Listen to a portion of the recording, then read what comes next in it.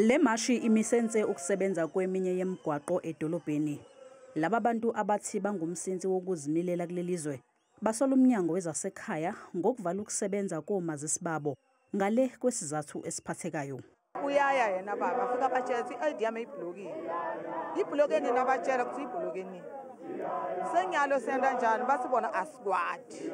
Abanye bathi bavalelwa ukusebenza komazisi ngoba umnyango usola ukuthi bakuleli ngokungemthetho. I don't understand. It take me like I'm a foreigner or whatever. I don't understand, but me, I'm not a foreigner. I'm looks like it, but I'm not a foreigner. Omunye ongakwazi ukuthola umazisi umama onengane enenyanga ezimbili izelwe. Kunzima ukuthi ayenzele isitifiketi sokuzalwa. I'm suffering. I don't have a work.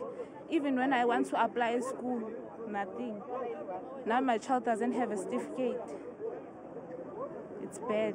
Ngokusho kwenhlangano ebihola le mashi iSoil of Africa, bangaphezulu kwa-750,000 abantu bakuleli abavalelwe omazisi. Ithi lolu daba ilisi lenkantolo yafike yavuna yona. Yayalela umnyango wezasekhaya ukuthi ubavule labo mazisi abavaliwe, kodwa ke namanje lutho.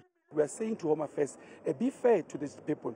I mean, the court has ruled and said to Home Affairs, open their IDs, and they are left with 24 months. Now, as we are sitting, they are left with 15 months. Home Affairs has not done anything. We've been engaging with them. We've got paper trail, we've got records. Le nhlangano ithi yatshelwa ukuthi kuzomela izihlanganise ne-ANC uma ifuna ukusizakala. They want us as South Africa to align with certain political parties, and we're not even scared to say that they said we must align with ANC. We're not going to align with anyone because we're a civic movement. Laba babhikishi bathi bazoqhinqa lapha kuze kube umnyango ulungisa udaba lomazisi babo.